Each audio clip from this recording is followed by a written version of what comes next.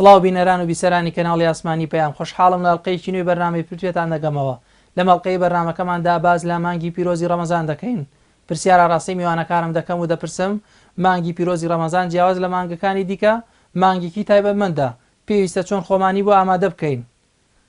چۆنە هەست و شعورە لا خۆمان دروست بکەین کە دەچینە ناو مانگێکی تایبەتەوە و پێویستە عیبادەتی جیاوازی تێدا بکەین. پێویستە بەر لەوەی کە بچینە ناو مانگی ڕەمەزانەوە چی بکەین و چی بڵێین؟ وەڵامی ئەم پرسیارانە لە میوانەکانم وەردەگرمەوە.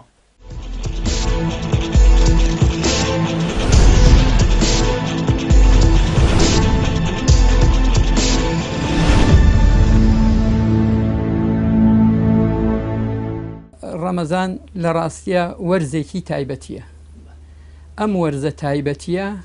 هەموو عیبادەتەکانی تقریبن تیا جێبەجێ کراوە لە ڕابردووە و ئێمەش حەقوایە بەو شێوەیە مانگی ڕەمەزان پێشوازی لێ بکەین و خۆمانی بۆ ئامادە بکەین و بچینە ناویەوە. ڕەمەزان پێویستەکە ئەم وەرزە تایبەتیە بۆ عیبادەت زۆر گرنگی پێ بدەین. وەرزێکە بە تایبەتی گرنگی زۆری پێ بدەین بە نوێژ و ڕۆژ و بە تایبەتی نوێژ چونکی لە پێش ڕەمەزان هەیە، لە ڕەمەزانیش هەیە، لە دوای ڕەمەزانیش هەیە. ئەمە زۆر گرنگە، عیبادەتێکی ڕۆحی گرنگە. پاشان ڕۆژوەکانی ڕەمەزان، یعنی بە کورتی لە مانگی ڕەمەزانە هەوڵ بدەین ئێمە فەرزەکانمان بەجێ هێنابێت. ئەوەی مەجالی هەر نییە با فەرزەکان نوقسان نەکا، ناتەواویان نەکا، جێبەجێیان بکە. دووهەم سونەتەکان، ذیکر و عیبادەتەکان. و ڕەمەزان وەک عەرزم کردی مەوسیم و وەرزێکی تایبەتیە. ڕەمەزان مانگی قورئانە، چونکی شەهر ڕەمەضان الذي أنزل فيه القرآن. لە ڕەمەزانە قورئان دابەزیوە بۆ لە لەوح المەحفوظ بۆ بەیت العیزە. و ڕەمەزان مانگی تەوبەیە و ڕەمەزان مانگی لێبڕانە بە تایبەتی لە وڵاتی ئێمەیە و لە شوێنانی تر. ئەو مانگەی کە خەڵک لێ ئەبڕێ هیچ مانگێکی تر نییە ئاوا لێ بڕێن موسڵمانان بۆ عیبادەت، لەبەرەوە زۆر بە هەلێکی گرنگی تیا بزان و بەندایەتی زۆری تیا بکەین. و ڕەمەزان لە ڕاستیە مانگی بەخشینە. لە وڵاتی ئێمە مانگی زەکات دەرکردنیشە بەڕاستی. خەڵکی لەم مانگە بە تایبەتی لە کاتێکی ئاوایە کە خەڵکی نەبووە، فەقیرە، هەژارە، محتاجە، چاوەڕێی دەوڵەمەندەکانن، چاوەڕێی زەکاتی خەڵکن، چاوەڕێی بەخشندەی خەڵکن، چاوەڕێی سەدەقاتی ئەوانن خوا بەسەری کردوونەوە. و ڕەمەزان مانگی دەعوە و بانکردنی خەڵکیشە بۆ مزگەوت لە ڕاستیە. ئەوەشمان لەبیر نەچێت کەناڵێکی تایبەتیە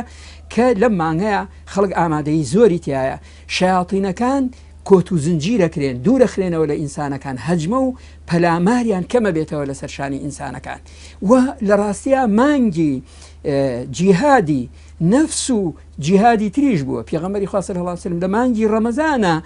جەنگی بەدری کردووە، لە مانگی ڕەمەزانە فەتحی مەکە کراوە، لە مانگی ڕەمەزانە چەند یعنی جەنگی تر و جیهادی تر ڕووی داوە. کەوا بوو ڕەمەزان ئەو مانگەیە کە مانگی عمرەکردنیشە، حتا عمرەکردنیشە و پێغەمبەرە فەرمێ عمرەیەک لە ڕەمەزانە وەک حەجێک وایە، حەجێکی سونەت لە خزمەتی پێغەمبەر ئاکرابێ. مانگی لەیلەة القەدرە، مانگی ئیعتیکافە، والحاصل مانگی هەموو عیبادەتەکانە. ئێمەی موسڵمانان الحەمدوللیلا خوای پەروەردگار لوتفێکی لەگەڵ ئومەتی پێغەمبەران نواندووە عەلەیهی سەڵات وسەلام. دەتوانم بڵێم لەگەڵ پێغەمبەرانی تردا بەو شێوە نەبوو. یەکی لەوانە کە خوا ئەم خەڵاتی ڕەمەزانی داوە بە ئومەتی پێغەمبەر صلی الله علیه وسلم. ئێمە مانگی ڕەمەزان گەورەی مانگەکانە، وەک ڕۆژی جومعە گەورەی هەفتەکایە، مانگی ڕەمەزانی گەورەی هەموو مانگەکانە. ئەمەیەک. دوو، پێغەمبەر صلی الله علیه وسلم لە حەدیثێکا فەرمێ ئەم نوێژ بۆ ئەو نوێژ کەفارەتە، بەیانی بۆ نیوەڕۆ، نیوەڕۆ بۆ عەسر، عەسر بۆ مەغریب، مەغریب بۆ عیشا، عیشا بۆ بەیانی. ئەنجا لە حەدیثێکا فەرمێ ئەم جومعە بۆ ئەم جومعە کەفارەتە. ئەنجا لە حەدیثێکا فەرمێ ئەم جومعە بۆ ئەو جومعە کەفارەتە و 3 ڕۆژی تریش زیاتر. یعنی شەمە و یەکشەمە و دووشەمەش بەرعەفاتەکە. ئەگەر مەگەر ئینسانێک ئەمەندە ملهوڕ بێ، ئەمەندە گومڕا بێ، ئەمەندە تاوانبار بێ، ئەم عەفواتە ئیلاهیە نەشمولی نەکا، ئیتر پێم وایە گوناحە نەچێتە جەهەنەمەوە. ئەمە ئەوە. فەرمودەیەکی تری پێغەمبەرمان فەرمووی ئەم ڕەمەزان بۆ ئەو ڕەمەزان کەفارەتە. ئەم ڕەمەزان بۆ ئەو ڕەمەزان کەفارەتە. کەواتە ئێمەی ئومەتی پێغەمبەر صلی الله علیه و سەلەم حتا پیاو چاکان، ئەصحاب کە شەشمانگی ماوە بۆ ڕەمەزان زۆر بەدڵێکی فراوان داوایان لە خوا کردەوە خوا عمریان درێژکە بۆی بگەنە ڕەمەزان ئینشەڵا بۆی بەر ئەو عافواتە ئیلاهیە بکەون ئەو گوناهانیان بسڕێتەوە کەواتە ئێمە پێغەمبەری ئەکرەم صلی الله علیه و سلم فێری کردوین لە مانگی ڕەمەزانە لە مانگی شەعبانە دوعا دەکەین دەڵێن چی دەڵێن خوا شەعبانمان لێ مبارەک کا و ئینشاءالله بمانگەینێ بە ڕەمەزان بۆی ئەو ئەجر و گەورە بەڕێزە کە خوا بۆ ئومەتی پێغەمبەری دانا عەلەیهی سڵاو وسەلام لە کیسمان نەچێت ڕەمەزان پێغەمبەر صلی الله علیه و سلم من صام رمضانا ایمانا واحتسابا غفر له ما تقدم من ذنبه ئەوەی کە ڕەمەزان بە ڕۆژەوە بێ ئینشاءالله خوا لە گوناحەکانی ڕابردووی خۆشەوێ بەس دێلا حەز دەکەم ملاحەزەیە بدەم بابی سەرانی و بینەرانی خۆشەویست بەهەڵە لەم فەرموودە تێنەگەن کە ئەڵێن لە گوناحی خۆشە بێ یا کەفارەتە بینی خۆمان و پەروەردگار ئینە نەک لە بینی خۆمان و عەبدەکان چکم بینی خۆمان و عەبدەکان ئەمە پێڵێن حەق الناس ئەمە بابێکی ترە و جیاوازە و کە ئەمە حتا شەهادەت هەتا شەهیدبوون لە ڕێگەی خوادا حتا حەجی ماڵی خوا ئەم گوناحە ناسڕێتەوە ئەو دوو حەلی هەیە یا ئەوە تا بێ بچی گەرنی خۆ بە و شخصە ئازادکەی کە بوختانت بۆ کردووە کە زەمت بۆ کردووە کە بە دەست و زمانی تۆ تووشی ناڕەحەتی بووە و ماڵیت خواردووە خیانەتت لێ کردووە دەبێ یا بچی گەرنی خۆتی پێ ئازاکەی یا ئەوە تا دەبێ حەقەکەی بۆ ڕەتکەیتەوە ئەمەیان بابێکی ترە لەبەرەوە دەبێ مسلمانان لەمە بە ئاگا بن کە لە حەق الناس خۆیان بپارێزن ئەگەر لە حەق الله کەم و کوڕیشمان هەبێ یەغفر لمن یشاء ويعذب من يشاء ئەوە لە دەسەڵاتی پەروەردگارە و ئینشەڵڵا پەروەردگار لێمان خۆش بێ فەرمودەیەکی زۆر پیرۆزمانەیە کە پێغەمبەر صلی الله علیه وسلم دەفەرمێ خۆشبەختی بۆ ئەو کەسەی ڕەمەزانی بەسەرا تێپەڕەکە ئەوەندە عیبادەت دەکا خوا لە خۆی ڕازیەکە نەکبەتی و نەهامەتیش بۆ ئەو کەسەی کە ئیسیفادە لەم فرسەتە ناکە ئەوەندە عیبادەت ناکە خوا لە خۆی ڕازیکە حەز دەکەم ئەلێرە قسەیەکی خۆش بۆ ئێوە و بینەرانی خۆشەویست بجەرمەوە قەدەری خوا ساڵێکیان لە جومعەدا لە 26 مانگی ڕەمەزانە بوو وەکو جومعە ئاگاداریەکەمدا بە موسڵمانەکانتم برا موسڵمانەکان خوشکە ئیماندارەکان ئەوە ئەمڕۆ 26 مانگی ڕەمەزانە ئیتر لە کۆتایی مانگی ڕەمەزان داین و ئەوانەی کە تا ئێستا ئیسفادیان لەم عافواتە لەم ڕەحمەت و بەرەکەتە نەکردووە هەوڵبەن ئەم ڕەحمەت و بەرەکەتیان لە کیس نەچێ بۆی ئەو خێر و ئەجر و پاداشتە ئینشاءالله لە دیوانی خوا بۆتان تۆمارکە ئەم 4 ڕۆژە فرسەتێکی گەورەی با لە دەستان نەچێ ئیتر قەدەری خوا بوو شێتێک لە ناو جومعەکە بوو وتی مامۆستا درۆکە 10 ڕۆژی ماوە ئیتر منیش غەینەکەم بۆ ڕاست کردەوە خوا یارمەتی منیشی داوتم ئەویش هەر ڕاست دەکە ئەوەی ئەو دێڵێ شەشەی شەشەڵانە لەگەڵ چوارەکەی من ناکاتە دەکە جا بەڕاستی ئەمە فرسەتێکی گەورەیە نێڵین ئەو هەلەمان لە کیسێ چکم خۆت دەزانی ڕۆژان زۆر ئێستا کاتەکان سەریع بوون ساڵ بووە بە مانگ بۆ بە هەفتە بووە بە ڕۆژیش بووە بە سەعاتەکانیش بوون بە سانیە زۆر بە سەرمانە تێبڕکەواتە هەلێکی زێڕینە نێرین ئەو هەلەمان لە کیس پێ و دوایی زەرمەند بین. الحمد لله والصلاة والسلام على رسول الله وعلى آله وأصحابه ومن والاه ربنا آتنا في الدنيا حسنة وفي الآخرة حسنة وقنا عذاب النار لهمو دروست کراوەکانی خوای گەورە تایبەتمەندی هەیە وەکو چۆن لە ڕۆژەکانە ڕۆژی عەرەفە و ڕۆژی جومعە هەیە لەناو ئینسانەکانە بەعزێ لە ئینسانەکان پێغەمبەرن و پلەیان بەرزترە لە مانگەکانە مەسەڵەن ڕەمەزان پلەی بەرزتر لە مانگەکانی کە و هەروەها لە هەموو شتەکانی کە هەتا لەناو فریشتەکانی جا هەیە لەناو ئینسانەکانی جا هەیە بەو شێوەیە کە لەناو ڕەمەزانی جا شەوێک لە شەوەکانی کە پیرۆسترە کە پێترێ ليلة القدر لەناو مانگەکانی جا ڕەمەزان هەیە کە کاتێکی تایبەتیە بۆ خواپەرستی و پێغەمبەر صلی الله علیه وسلم پێشەوەی کە ئەو مانگە بێت مژدەی یاوە بە ئەسحابەکان فەرمێتی مانگێک دێ کە هەمووی خێر و بەرەکەتە هەر دەرگاکانی بەهەشتی تیا ئەکرێتەوە کە دیارە کە هەش دەرگان دەرگاکانی بەهەشتی تیا ئەکرێتەوە دەرگاکانی دۆزەخی تیا دائەخرێ و وەصفی دەتی شەیاطین شەیتانەکان کۆت و زنجیر ئەکرێن هەر کەسێک ئەو خێرەی لە کیس بچێ هەموو خێرێکی لە کیس چووە هەوڵبان یان لە کیس خۆتانی نێن چونکە خێرێکی تایبەتیە و کاتێکی تایبەتیە بە تایبەتی و لە ڕەمەزانە پێغەمبەر صلی الله علیه وسلم ئەم کاتێک قۆستۆتەوە زیاتر خێری کردووە جاران زیاتر قورئانی خوێندووە ئەگەر لە ساڵەکانی کە لە ڕەمەزانەکانی کە یەک جار ختمی کرد ئەم ڕەمەزانەی ئەخیریان کە تیا وەفاتی کرد 2 جار ختمی کردو لەگەڵ جوبرائیل ختمی کردو بێزگە لە قورئان خوێندنی خۆی پێغەمبەر صلی الله علیه وسلم و دوای ئەوەش خێر و بەرەکەتەکانی زیاترن مەسەڵەن لەو مانگە ئینسان ئەگەر تەنها شەوی لەیلەتول القەدر بەخەبەر بێ 83 ساڵ و 4 مانگ زیاترەکە خەیر من 1000 شهر یعنی خێری زیاترە لە 1000 مانگ کە 83 ساڵ و 4 مانگەکە والله يضاعف لمن يشاء یەک بەدە یەک بە 700 تا ئەوانەی کە لە حەدیثەکەی هاتووە فەرمێت چاکە یەک بەدەیە یعنی یەک لەیلەتول القەدر کە 83 ساڵ و 4 مانگە خوای گەورە بە ئەو کەسێک کە زۆر بە سادەیەکە بۆی زەربی داکە هەتا إلى 700 ضعف هەتا یەک بە 600 والله يضاعف لمن يشاء خوای گەورە حوسەتەکەش چەند جارە و چەند بارە ئەکاتەوە بۆ کەسانێک کەواتە کاتێکی تایبەتی ئینسان ئەبێ و کاتە قۆزێتەوە گەر ئینسان شەوێکی لەیلەتول قەدر بە خەبەر بێ و دوایی بڵێ خوای گەورە بە 600 بۆی بنووسێ بڵێ من ئەم شەو 600 لەیلەتول قەدرم کردووە ئەم ڕەمەزانە 600 لەیلەتول قەدرم کردووە کەس بڕوا ناکە چکۆڵی ڕەمەزانێک لەیلەتول قەدری تایە بەڵام پێغەمبەر صلی الله علیه و سلم لە فەرمودەی صحیحا فەرمێ خوای گەورە بۆی زەربی 600 دەکا و خوای گەورە لە قورئانە فەرمێ دەربانەی ئەوانەی ماڵە بەخشنە فەرمێ چاکان یەک بەدەیە هەتا یەک بە 600 والله يضاعف لمن يشاء ئەوە کاتێکی چاکە کە ئینسان بیقۆزێتەوە مانگی لێخۆشبوونە مانگی تۆبەکردنە شەیتانەکان کۆت و زنجیر کراون دەرگای بەهەشت کراوەتەوە دەرگای دۆزەخ داخراوە خەڵقی ڕووە کاتە مزگەوت خوای گەورە خێر و بەرەکەت و سەلامە نێنێتە خوار لە ڕەمەزانە مەلایکەتەکان دێنە خوارەوە بەشداریەکەن و عیبادەتێکەکەن کافر خوای گەورە فەرمێ الصوم لي وأنا أجزي به هەموو عیبادەتەکان ئەندازەیەک پاداشتەکەیان دیارە ئیلا ڕۆژوو نەبێ خوای گەورە فەرمێ بۆ خۆم بۆ خۆم ئەزانم پاداشتەکەی چەندێ مانگی ڕەمەزانی پیرۆز مانگێکی پیرۆزە مانگێکی پڕفەڕ و بەرەکەتە مانگی لێخۆشببوونی خوایە تایبەتمەندەکانی زۆرن ئەگەر ڕیزیان پیا بگرین خاوەنی تایبەتمەندی زۆرن جاجەنابەت فەرموود چۆن تایبەتمەندیەکانی لەبەر چاو بگرین ئەو تایبەتمەندیانە بەچوونە خزمەت قورئانی پیرۆز بەچوونە خزمەت فەرمایشتەکانی پێغەمبەری خوا صلی الله عليه وسلم هەمووی پڕێتی لە سەراپا موژدە و پیرۆزی و فەزڵ و بەرەکەت و گەورەی مانگی ڕەمەزانی پیرۆز کە لە هەرمویان گەورەتر لەو تایبەتمەندیانە بریتە لە خۆشبوون گەورەی مانگەکانە سەید الشهورە وەکو چۆن لە گەورەی ڕۆژەکان ڕۆژی جمعەیە گەورەی مانگەکانیش بریتە لە مانگی ڕەمەزانی پیرۆز لێخۆشبوونی خوای گەورە پەروەردگاری تیا مانگی عەفوە مانگی قورئانە بە تایبەتی سەلەف ڕەزا و ڕەحمەتی خوایان لەسەر بێ زۆر گرنگیان داوە بە قورئانی پیرۆز چونکە قورئانی پیرۆز لە مانگی ڕەمەزانە نازڵ بووە هاتۆتە خوارەوە زۆربەی کاتەکانیان لە دوای پێویستیاتی ماڵ و حاڵ و موسڵمانان وانە شتێکیان ما بێتەوە زیاتر گرنگیان دا بە قورئانی پیرۆز وی هەر ئەبین لە تەراویحەکانە الحەمدوللا لە زۆر شوێن ختمی قورئانە کورێ هەر شوێ جوزئی خوێنرێ ئەگەر ئەوەیش نەبێ موسڵمانانێک لێ ئەبڕێن نەک ختمێ دوان و سیان و چوار ختم لە قورئانی پیرۆز بکەن چونکە پێغەمبەری خوا صلی الله علیه وسلم فەرمێ سەبارەت بە قورئانی پیرۆز بۆ هەر حرفێکی دە سەوابی هەیە جا ئەفەرمێ ناڵێم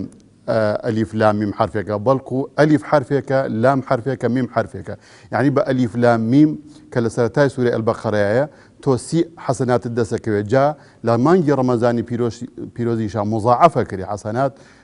إلى 100 أو 700 ضعف خوای گەورە پەروەردگار بەرەکەتی تێخا لە سەواب و لە ئەجر و پاداشدا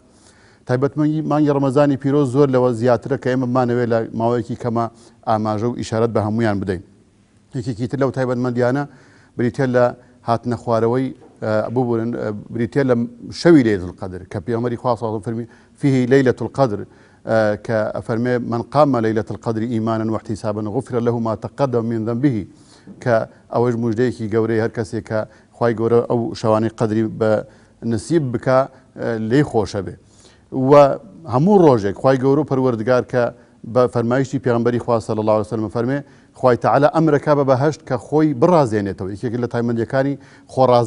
رازان نوي بهشت بو أهل إيمان فرمي تزينوا لعبادي تزيني لعبادي أي بهشت خود برازين ربو عبد كانم نوك روجك لروجكان يكيك لو عبدانا كدقريتو بقى لأماد باشبي لو بري رونق وجوانيا بي بو بيشوازي أو عبدانم كلمانجي رمضانا بالرجوع أبن لمانجي رمضانا إنساني مسلمان باكو خاوينه به دلو دروني باكو خاوينه به حتى أقاب ويكوا پیغمبري خاص واسم فرمي أقاد بدم بونو برامي بوني دمي أفرمي خلوف ناي بردوكو هالا وبونو برامي دمي إنساني روجوان ومسلمان أفرمي لا إخوة زور لميسك خوشتره أطيب عند الله من المسك يعني پیغمبري خوا صلى الله عليه وسلم فرمي صيام قرآن كهدو كان لما ينجي رمضان يكاقنو شفاعته كان بو خاوانا كان يعني الصيام والقرآن يشفعان لصاحبهما كالحمد لله لما ينجي رمضاني بيروزا هردو كان يكاقرنا وخواب نسيماني إن شاء الله وقورترين پاداشتێکی تایە کە میزانی نییە لە ڕۆژی قیامەتە پاداشتەکانی تر میزانی هەیە سێشت هەیە لەو وەسفانەی کەوا ئەجریان هەیە لە ڕمەزانەیە کە گرنەوە هەر سێ سنفەکەی تایە العفو والصبر والصيام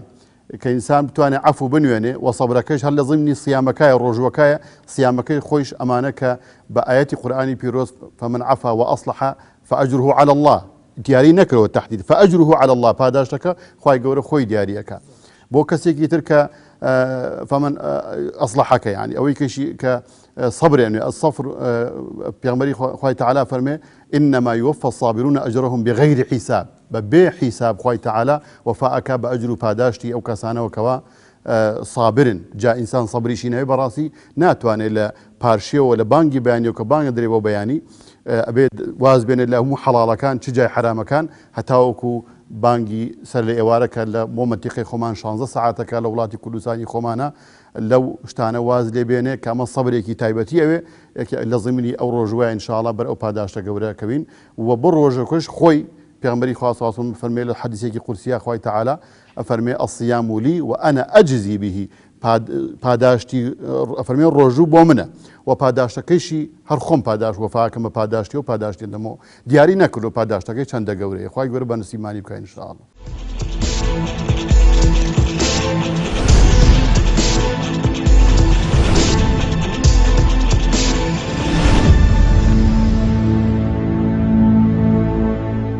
ئەوە زۆر گرنگە ئەویش ئەوەیە کە خەڵکی ئەوەی جوتیارە چاوەڕێی وەرزەکەی خۆیەکە ئەوەی کرێکارە چاوەڕێی وەرزی کارەکەی خۆیەکە ئەمەیش لە دوانزە مانگەکەیە مانگێکی تایبەتیە خوا ئەو ڕێزەی لێناوە کە خوای گەورە فەرمێ کوتیبە عەلەیکم الصیام لەکەیە لە مانگی ڕەمەزانە ئەم جارە فەرمێ لەعەلەکم تەتەقون یعنی ئێوە بەبێ ئەمە نوقسانن یعنی هەر کەسێک کار بکە هەموو کارەکەی ببەسرێ بە شتێکەوە هەوڵەدا زۆر گرنگی پێ بدە بۆیە حەقوایە مسلمانان ئەو هەست و شعوریان بۆ دروست بێ کە لە ڕەمەزانە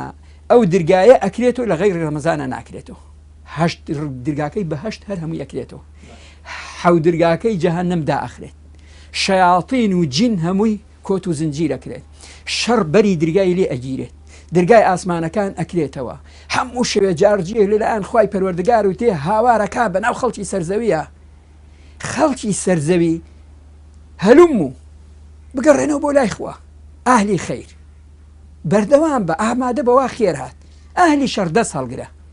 ئەمجار ئەو مانگەیە شەوێکی تایە خەیڕ من ئەلفی شەهر وەرزێک ئاوا بێ تۆ لە 11 مانگەکەی ترە ئەو عیبادەتانەی کە کردوتە لەوانەیە نوقسانێکی تیا بوو بێ یا لەوانەیە زۆر لێ نەبڕابی گوناهیت نەختێ کردبێ ئەم مانگە شۆرینەوەی هەموو گوناهەکانە چونکی پێغەمبەر دەفەرمێ صلی الله عليه وسلم من صام رمضان إيمانا واحتسابا غفر له ما تقدم من ذنبه هەر کەسێک ڕۆژوەکانی ڕەمەزان بگرێ بە ئیمانێکی تێر و تەواو بێ شیرک لە ئیمانەکەیانە بێ کوفر لە ئیمانەکەیانە بێ نیفاق لە ئیمانەکەیانە بێ کە ڕەمەزان هەر ئیمانەکەی تازە کردبێتەوە و بەتەمای ئەجر و پاداشتی بەهەشتی پەروەردگار بێت ئەوەی حساب کردبێت لەم ڕەمەزانەیە ئەوەی لە جاران دەستی نەکەوتۆ لەم ڕەمەزانە بەدەستی هێنێ ئەوەی لە دەستی چووە لەم ڕەمەزانەیە ئەیگرێتەوە ئەوەی کە زۆر هەوڵی بۆ نەداوە لەم ڕەمەزانە لێ ئەبڕێ هەوڵی بۆ ئەدات لەبەر ئەوە ئەم هەست و شوعرات دروستکەین تا ساڵێکی تر نایەتەوە ئەی کێ ئەڵێت ئێمە ئەمێنین تا ساڵێکی تر لەبەرەوە مەوزوعەکە هاتوۆتە بەردەممان و فرسەت و هەلە بۆ ئەوەی ئینسان بەرز بێت و دیارە لە مانگی ڕەمەزانی شا ئەو بەرەکەت و ڕەحمەتەی خوای پەروەردگار ئەیبارێنێ لە کاتەکانی ترانی ڕەمەزان کۆمەڵی خصوصیاتی تایبەتی هەیە حەقا و پرسیارە بکەین بڵین بۆ گۆکو جومعە سەید الئەیامە ئەی بۆ ڕەمەزان گەورەی مانگەکانە ڕەمەزان کۆمەڵی خەڵاتی خوایاوە بە پێغەمبەر صلی الله علیه و سلم لە مانگی ڕەمەزان یەکێ لەوانە قورئانی پیرۆز یەکێک لەوانە پێغەمبەر صلی الله علیه و سلم خۆی لەوێدا بۆ بە پێغەمبەر عەلەیهی سڵام یەکێتی لەو خەڵاتە گەورانە کە خوایەتی بە پێغەمبەر فەتحی مەکە یەکێکی تر لەوانە غەزای بەدروی کوبرا کە غەزای بەدری کوبرا لە حەڤەی مانگی ڕەمەزانە بۆ بە فەزلی خوا یەکەم جەنگە لە نێوان مسلمانەکان و کافرەکاندا کۆمەڵێ ملهوڕ کۆمەڵێ تاغوت کۆمەڵێ ستەمکار خوا بە جەهەنمی گیان نوخشە بێت لە هەموو ستەمکارەکانی جیهان کە لە مانگی ڕەمەزانە خوا ئەو زەلیلیەتیان پیشان بە بە قووەتی خۆی بەدەساڵی خۆی چکو ئەمڕۆ مسلمانان ضعیفن لە ڕووی مادیەوە لە ڕووی عسکەریەوە قووەتی ئەمە بەرامبەر ئەوان ضعیفە بەڵام قووەتی ئیمان بە قووەتە الحەمدولله وخوایش خۆی فەرموویەتی إن الله يدافع عن الذين آمنوا إن شاء الله داواکەین لەو خوایە وەک چۆن جێیشەکەی ئەبراهی کرد فجعلهم كعصف مأكول ئەو جێیشانەی کە ئەمڕۆ ئیسراحەتیان لە خەڵکە کردووە ژیانیان لە خەڵکە کردووە ئاسوودەیان لە خەڵکە کردووە خەڵکیان تووشی برسێتی و دەربەدەری و ئاوارەی کردوە خوا بیان کە بە جێیشەکەی ئەبراهە فجعلهم كعصف مأكول یا بە شێوازێکی تر خوا بیان کە بە کۆمەڵ بیان داتە بەر یەک إن شاء الله مسلمانان لەبیر بەرێتەوە حەقی ئەم مستەزعەفانە حەقی ئەم هەژارانە حەقی ئەم مسلمانە مەظلوم و زڵم لێرکراوانیان خوا لێ بسێنێ إن شاء الله کەواتە ڕەمەزان کۆمەڵێ خصوصیەتی تایبەتی خۆی هەیە لەوانە لەیلەة القەدری تاکە لەیلەة القەدری خەیر من ئەلف شەهر ئەمانە بەرەکەتێکن خوا داوێتی بە ئومەتی پێغەمبەر صلی الله علیه و سلم اینجا دوای ئەوە ئەم شەو نوێژە تۆ هەموو ئەم تەراویح دەکەی ئەمە نیعمەتێکی گەورەیە و ئەجر و پاداشتێکی خوای گەورە لە لای خوای گەورە بۆ تۆمارەکرێت اینجا بۆ ڕۆژوان پێغەمبەر صلی الله علیه و سلم دوو فەریحەیە یەکەمیان کاتێک کە ڕۆژەکەمان دەشکێنین لە توینێتی و برسێتێکە نەجاتمانە دووهەم إن شاء الله دوعاکانمان دەکەین خوای پەروەردگار إن شاء الله ڕووی ڕەحمەتمان تێکە کەواتە یعنی من بە تەجروبەی عمری خۆم لە بودەی ئەو عمرەی خۆمان سوپاس بۆ خوای پەروەردگار هەموو ڕەمەزانێک خوا لوتفێکی لەگەڵ ئومەتی پێغەمبەرانەوە من قەناعەتم وایە و گەشتومەتەوە قەناعەتەی برایەک نامیلکێکی نووسی بوو خوا جەزای بەخێرەوە فەرموویە هاکە ئیسلام گەڕایەوە یعنی سوپاس بۆ خوا ئەوروپا ئەمڕۆ ئەم یاوارە لێک جۆم لە ئیخبار بوو ئەیوب لە وڵاتانی ئەوروپی 22 سعات بە ڕۆژوو بن یعنی ئەمە بەڕاستی ئیمانێکی زۆر پتە و دامەزراوی دەوێت 20 سعات بە ڕۆژوو دەبێت لە شەو ڕۆژێکە کە 24 سعاتە یعنی سوپاس بۆ خوای گەورە خوای گیان ئەم دینەی زیینور کردەوە ئەتوانم بڵێم ڕەمەزان دەمەزەرکردنەوەی ئیمانەکانە شەحنێکی بەقووەتە بۆ مسلمانە ئەنجا لە یەکێ لەو نیعمەتە گەورانی تر کە ئەوەیە کە شەیطانی تیا کۆتەکرێت تۆ سەیرکە ئێستا مەسەڵەن هەندێک براو خۆشکەن بە تایبەتی لە ڕەمەزانە بە ڕۆژوو بوون و هاتووتوی مزگەوتەکەن حەز ناکە مسلمانان ئاوا بن بەڵام ئەمە دیارە ئیسپاتی حەدیثەکەی پێغەمبەرەکە صلی الله علیه وسلم کە ئەم مسلمانان ئەوەندە زەعیفن چاری شەیطان ناکەن بەڵام کە لە شەیطانیان لە ڕەمەزانە بۆ کۆتەکرێت بۆ خۆی ئەمانش ئازاد دەبن و فرسەتە سێنن دێنە مزگەوتەکان جا من ئامۆژگاریانەکەم با ئینشاءالله ئیمانێکی دامەزرا و بەهێز و پتویان بچکم بەس لە ڕەمەزانە خواپەرستی نەکەن لە مانگەکانی تریشا پێویستە ئینسان ئیطاعی خوا بکە ڕۆژوو نوێژ لە ڕۆژوو مهمترە نوێژ زۆر پایی دومی ئیسلامە سەحابە متفق بوون لەسەر ئەوەی بە تەرکردنی نوێژ کافرە بی بەڵام بە تەرکردنی ڕۆژوو عوزری تایە مەجالی زۆر تایە ئەو تا نەسی قورئانەکە مەجالەدا ئەیامە معدودات فمن كان منكم مريضا أو على سفر فعدة من أيام أخرى يعني دوای توانێ بە ڕۆژوو بێتەوە بەڵام نوێژەکان بەڕاستی دەبێت زۆر ئیهتیمام بێت جا ئینشاءالله ئامۆژگاری برایان و خوشکانی خۆم دەکەم کە ئینشاءالله لە دوای ڕەمەزانیبان نەبن بە کاتی هەندێک برا و خوشکە حەجە قسەیەک بەکارێن من پێم خۆش نییە ئەو قسێ بڵێن ئەڵێن ئەمانە خورماخۆرەکان یا پاکلاوەخۆرەکان بۆ ڕەمەزان دێن بۆ مزگەوت بە ئەو قسەشیان لەسەر لاچێ با لە هەموو مانگەکە ئێمە خوا بپەرستین چکم لە هەموو مانگ و سات و دەقەکاندا ئێمە پێویستمان بەخوا هەیە و دەبێت ئەم دڵانەمان ئینشاءالله ڕەبەت بکەین بەخوا بۆ ئینشاءالله ئیمانێکی دامەزراوە کەواتە زۆر بە سینگێکی فراوانەوە بە دڵێکی خۆشەوە بە ئاسوودەیی ئینشاءالله پێشوازیەکەین لە مانگی ڕەمەزان و ئومێدیشم هەیە ئینشاءالله خوا بیکا بە خێر و بەرەکەت بۆ عالەمی ئیسلامی بەگشتی و بە تایبەتی بۆ کوردستانە شیرینەکەی خۆمە بێ ئینسانی مسلمان بزانێت کە هەر شتێک کە دێ قازانجی زۆر لێکە هەر کات و وەختێ دێتە پێشەوە هەر معاملێ دێتە پێشەوە کە ئەزانە قازانجی زۆرتی ئەبێ زۆر خۆی بۆ بکتێ ئەبێ زۆر خۆی بۆ ماندووکە ئەبێ زۆر هەوری بۆ بار ڕەمەزانی یەکێکە لەوانەیە کە یەکێک لەو کاتانەی ئینسانی مسلمان چۆن پێغەمبەر موژدەیەوە صلی الله علیه وسلم فەرمێتی ڕەمەزان دێ خۆتانی بۆ ئامادە بکەن و ئەهلی سەلەف 6 مانگ پێش ڕەمەزان دوعایان کردویان اللهم سلمنا إلى رمضان وسلم لنا رمضان خۆی بە سەلامەتی بمانگەێنە ڕەمەزان بە سەلامەتی بتوانین ڕەمەزان بگرین و بەڕێ بکەین دوعایان کردو خۆی ڕەمەزانمان لێ قبوڵکەی 6 مانگ لەوە دوعایان کردو خۆی ڕەمەزانمان لێ قبوڵکەی بۆ چونکە کاتێکی تایبەتیە بێ ئینسانی مسلمان بتوانێت ئەم کاتە بەکاربێنێ بۆ خواپەرستی و خۆی بۆ ئامادە بکات بە تەوبەکردن بە پەشیمان بوونەوە بە جێبەجێکردنی حەقی خەڵقی بەگەردن ئازایی لەگەڵ خەڵقیە بە سوڵحکردن لەگەڵ خەڵقیە بە سوڵحکردن لەگەڵ خوایە ئەو ئینسانە بگەڕێتەوە بەلای خوای گەورە و تەوبە بکە پەشیمان بێتەوە خۆی بۆ ئامادە بکە کە ئەم مانگە مانگێکە من صام رمضان إيمانا واحتسابا غفر له ما تقدم من ذنبه هر کەسێک ڕەمەزان بە ڕۆژوو بێ هەرچی گوناحی لەوە پێشکردوێتی هەموو یەسڕێتەوە دەبێ خۆی ئامادە بکات بۆ گوناحی ئەگەر یەک نەزەری کرد بێ هەرچی مەخلوقاتی خوای گەورەیە بە هەر 124,000 پێغەمبەرەکەشەوە ناتوانن بیسڕنەوە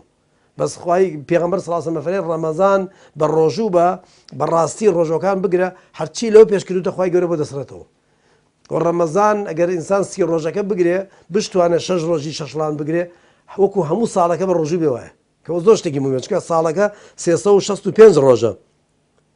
30 ڕۆژی ڕەمەزانە کاتە 360 کاتە 300 شەشی شەشڵانیش یەک بەدە ئەکاتە 360 ئەی 5 ڕۆژەیەکە 5 ڕۆژەیەکە ڕۆژی جەژنەکانە کە حرامەتیا بە ڕۆژوو بی بەڵام ئینسان کە بە ڕۆژوو بوو لە ڕەمەزان و شەشڵانی گرت ئەو 5 ڕۆژەش کە حرامەتیا بە ڕۆژوو بی خی گەورە بە ڕۆژوو بووێ نووسێ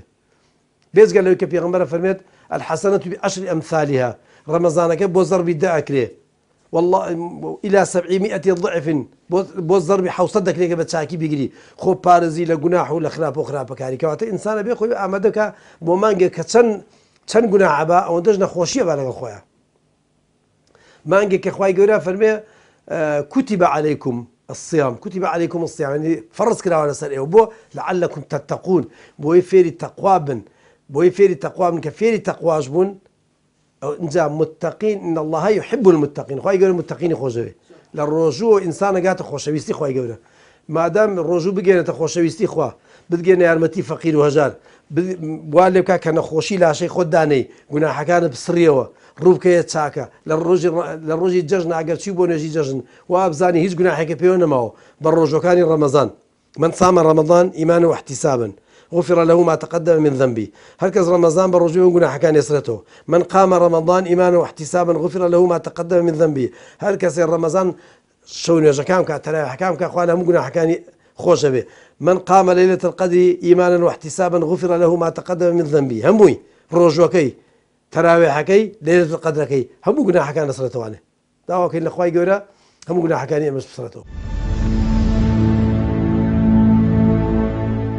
هەستی شعور گەورەترین هەست و شعور بۆ ئامادەکاری بۆ مانگی ڕەمەزان ئەوەی ئینسان شعوری بێ هەست بە گوناهباری خۆی بکە تەوبەیەکی خالیسەن مخلیسەن بکە لە دەرگای ڕەحمەتی خوا ئێمە بەبێ ڕەحمی خوایشمان بۆ ناکرێ ئەم مانگی ڕەمەزانە مانگی مەوسیمی ڕەحمی خوایە سەرا پای مانگەکە ڕەحمی خوایە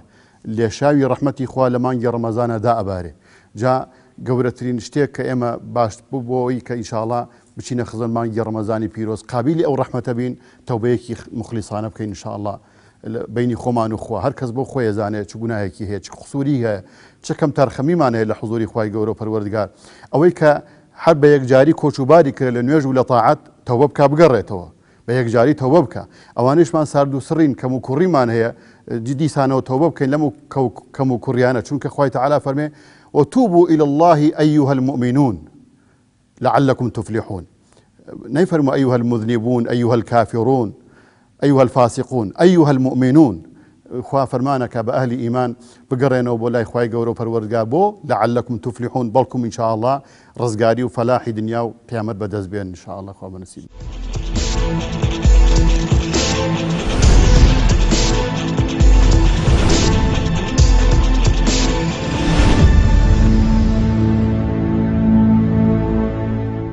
كهلال مانجي رمضان من بيني بأسمانوا دعاتي تايبتي هي أو دعاء يبكي كيف يغنبري خاص صلى الله عليه وسلم فرمي اللهم أهله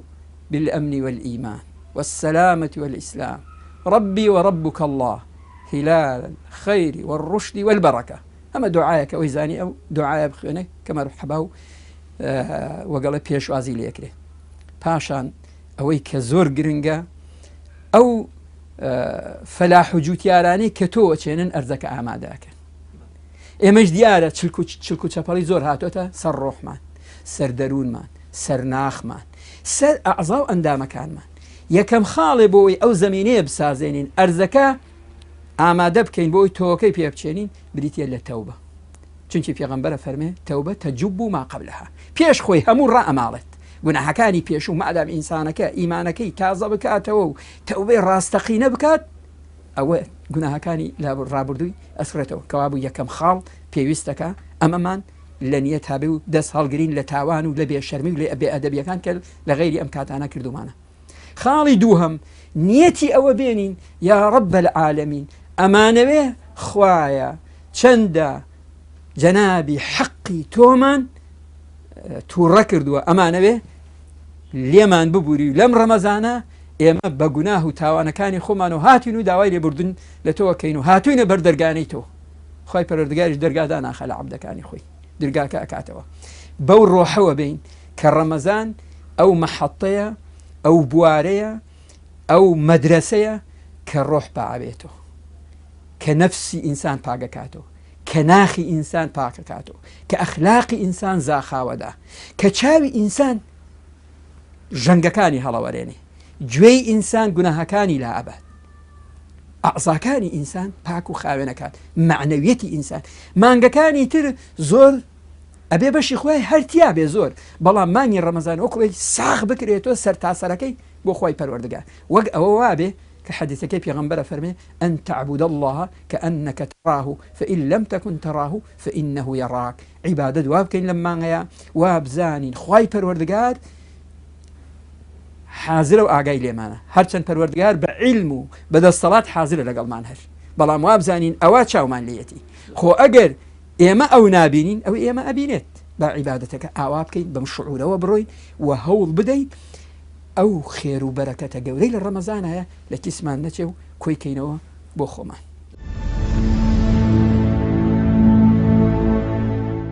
دوعاکەی پێغەمبەر دەخوێن دەپارڕین لە پەروەردگار دەڵێ خوایە شعبانمان لێ مبارەکە و ئینشاءڵڵا بە ئیمانە و بمانگەینە بە ڕەمەزان ئەمە یەک دوو ڕۆژی بڵین ڕۆژ بێرەکان وە بڕیارەدەن کە ڕۆژی شەمە خوا عالمە یەکەم ڕۆژی مانگی ڕەمەزانی مبارەکە کاتە جومعە یەومشکە جومعە نابێ بە ڕۆژ بین بە هیچ شێوەیەک لەبەرەوەی ئەیلا مەگەر زانایان لیژنەی فتووە ئەوانەی کە مانگ دەبینن دەبێت دیارە شەوی پێنجشەمە لەسەر جومعە لیژنەی بینینی مانگ بۆ مانگ بگەڕێن بزان مانگ دەبیندێ ئەگەر بینرا ئەوە جومعە دەبێتە یەکەم ڕۆژی ڕەمەزان ئەگەر نەبینرا ئەو کاتە دووەم ڕۆژی شەمە عەفوەن دەبێ بە یەکەم ڕۆژی مانگی ڕەمەزانی مبارەک کاتە جومعە والله عالم یەومشکە یەومشکیش پێغەمبەر صلی الله علیه و سلم نەهی لێ کە تیادا بە ڕۆژوو بین هەدا حەدیثمانەیە پێغەمبەر صلی الله علیه و سلم من صام یەومشک فقط عصا ئەبی قاسم هەر کەسێ یەومشک بە ڕۆژوو بێ ڕقی پێغەمبەری لە خۆی هەڵساندووە یا لە فەرمودەیەکی دا پێغەمبەر نەهیە کە فەرمێ ڕۆژی یەک دوو ڕۆژ پێش ڕەمەزان بە ڕۆژوو نەبن یعنی ئەو خوشک و برایانی کە مەسە بڵێن ڕۆژی دووشەمە و پێنجشەمەیان هەیە خوای گەورە موفقیان کە ئینشاءڵڵا بە بەردەوام ئەوانە دەتوانن ڕۆژی ئەم پێنجشەمەیە کە دێتەوە بە ڕۆژوو نەبن لەبەرەوەی کە خۆ ئامادە بکەن بۆ پێشوازی لە مانگی ڕەمەزانی مبارەک ئینشاءڵڵا. ئینسانی مسلمان بۆ ئومێدەوە بە ڕۆژوو بکە ئەمە گەورەترین عیبادەتە الصوم لي وأنا أجزي به ڕۆژوو بۆ خوایە و بەشی کەسی تیا نییە ئەتوانێت کەسێک بچێت تێر بخوا لە نان و ئاو بژێ بە ڕۆژوم کە بە ڕۆژوو هیچ ناخوا ئەوە نیشانەی ئیمان دەرەخە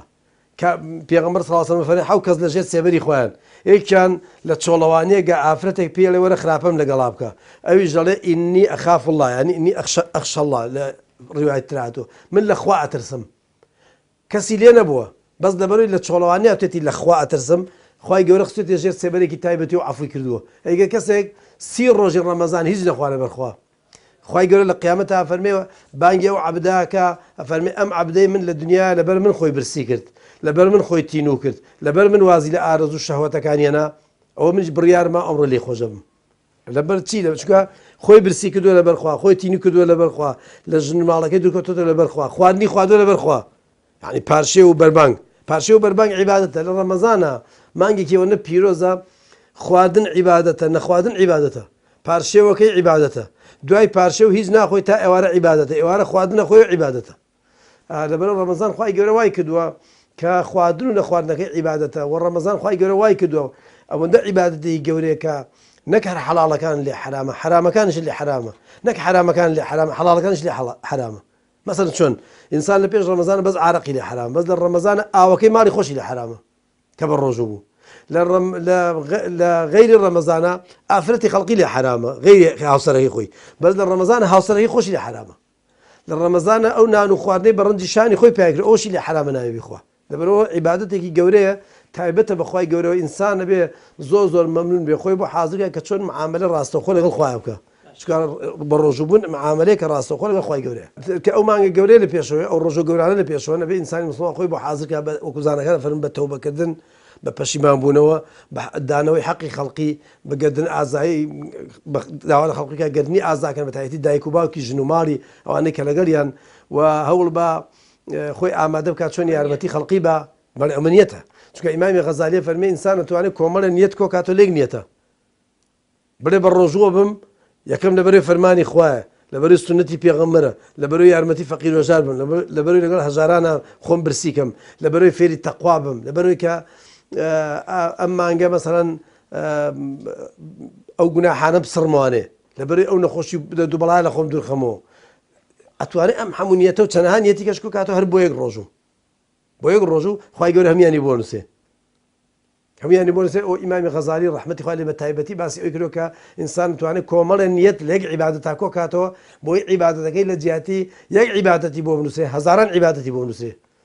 ئینسان دەتوانێت خۆی ئامادە بکە پێشەوە نیەت بێنێ کە چی یارمەتی فەقیر و هەژار بە سەرفترە بە چاوی لە داماوەکان بێ سەردانی نەخۆشەکان بکە دوعا بکە بۆ خەڵقی دوعا بکە بۆ ئومەتی ئیسلامی دوعا بکە بۆ خۆی و دایک و باوک و کەسوکاری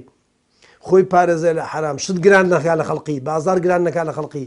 هەموو ئەوانە خۆ ئامادەکردنە بۆ ڕەمەزان ئینسانی مسلمان چۆن پۆشاکێکە گۆڕێ کە خۆی شوە پۆشاکە چڵکنەکەی داکەنێ پۆشاکی تازە لە بەرەکە ئەبێ ڕۆژی پێش ڕەمەزان بڵێ ئەمڕۆ جلوبەرگەکەم داکەنم جلوبەرگە چڵکنەکەم ئەوانەی کە گوناحیان پێوەیە گوناحم پێوە کردوون جلوبەرگ و پۆشاکی تازە لە بەرەکەم وەکو کفنی مردوەکان ئیسپی و جوان کە گوناحم پێوە نەکردێ بەیانی چونکە بە ڕۆژوم چونکە بەیانی معاملە لەگەڵ خوای گەورەیەکەم بەیانی ئیش بۆ خواکەم بەیانی من ئیشێکەکەم کە تایبەتە لە بینی خۆم خوایە ئەبێ ئینسانی مسلمان ئاوا خۆی بۆ ئامادەکە بۆ ئەو عیبادەتەی کە گوناحەکانیە بە ئەو عیبادەتەی کە پاداشتەکەی تایبەتە بە خوای گەورە خوا ئەزانێ پاداشتەکەی چەندەیە ئەو عیبادەتەی فێری تەقوایەکە ئەو عیبادەتەی لەسەر هەموو ئومەتەکانی پێشوش فەرز بووە وەکو لەسەر ئێمەش فەرزە بۆ چونە ناو مانگی ڕەمەزان وەکو هەست ئەو بوو کە عەرزم کردی بۆ وتنیش ئەوەی ئینسان سۆز هەبێ مناجات هەبێ لە بینی خۆی و خوایە احتراف بکە بە گوناهەکانی و دیارە ئەو کەلیمە مەئسوورەی کە لە سونەتە بۆ ئێمە واریدە هەر لە مانگی سەرەتای شەعبانەوە پێغەمبەری خوا سەڵەم فێری کردوین دوعای پیرۆزی و فەڕ و بەرەکەت بکەین بۆ شەعبان و دوعایەوەش بکەین کە خوای گەورە تەمەنمان باقی کا بمانگەێنێ بە مانگی ڕەمەزان و دوعایەوە بکەین خوایە تەوفیقم بکەی بۆ تەراویح بۆ قیام بۆ قورئان بۆ خەیر و حەسەنات بۆ لێخۆشبوون بۆ سیلێ ڕەحم بۆ هەموو چەشنەکانی چاکە خوایە تەوفیقم دەی لە مانگی ڕەمەزانەیە بمگەێنی گەورەترینە ئەوەیە هەر چۆنێک بێ خوا بمان خاتە ناو مانگی ڕەمەزانەوە عمرمان باقی بێ ئەجەل یەخەمان نەگرێ تا بەر ئەو لێخۆشبوونە خوایە بکەوین ئەو عەفواتە عامە بکەوین ئینشاءڵڵا الحەمدوللا دینی ئیسلام دینێکی فراوانە دینێکی تەسەکبین نییە هەموو مەجالێکی تایە بۆ ئەو کەسێک کە باش وایە هەموو شەیەک بیڵێن هەموو شەیەک نیەت بێنی ئەو کەسێکی کە بزانێ مەسەرەن لە یادی ئەچێ و لە بیر ئەچێتەوە ئەوە دیسانەوە عولەما ڕەحمەتی خوایان لێبێ فەرمایشتیان کردو بەوەی کە ئەتوانێت هەر لە سەرەتاوە تۆ بڵێ نیەتم هەیە هەموو مانگی ڕەمەزان بە ڕۆژوو ئەبم جا لێرەیەک پرسیارێکی ترێتە پێشەوە ئایا کە تۆ نیەتی ڕەمەزان دێنی ئەوە لە 15 مردی لە 10 مردی ئایا قەرزابارەبی نەخێت چونکە تۆ ئەگەر عمرت باقی بووایە نێتت هەبووە بیگری بەڵام کە تۆ تەواو ئەجەل یەخەی گرتی و گەڕێتەوە بۆ لای خوای گەورە و پەروەردگار ئەو کاتەیش تەکلیفێک لەسەر نامێنێ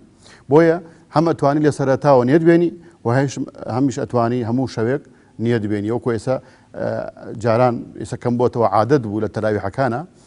مثلا پێشەوەی تەراویح بکرێ ڕەحمەتی خواتان لێ بێنێت بێنن بۆ سبێنێت تەراویح یان هەر لە دوعای ئیفطارەکەیە اللهم إني لك صمت وبك آمنت وعليك توكلت وعلى رزقك أفطر ذهب الظمأ وابتلت العروق ثبت الأجر إن شاء الله جاء لضمني أفرمي ولصوم غد نويت وعلى رزقك توكلت ولصوم غد نويت ذهب الظمأ إن جاء والي يعني هلا إيوارك روجوش كان وأزامنا حديثك تيانا بلام علماء رحمتي خوان لبي باش يانزاني وكو سنتي حسنة خصوصا النيوان دي أو دعاية تو هلويات نيتي سبينج أمادة أكيتو بو سبينك أخوات توفيق الباقي إن شاء الله عمر باقي بي وسبينج دي سانوا بروجو بي بروجو كي نيمان رمضاني بيروسي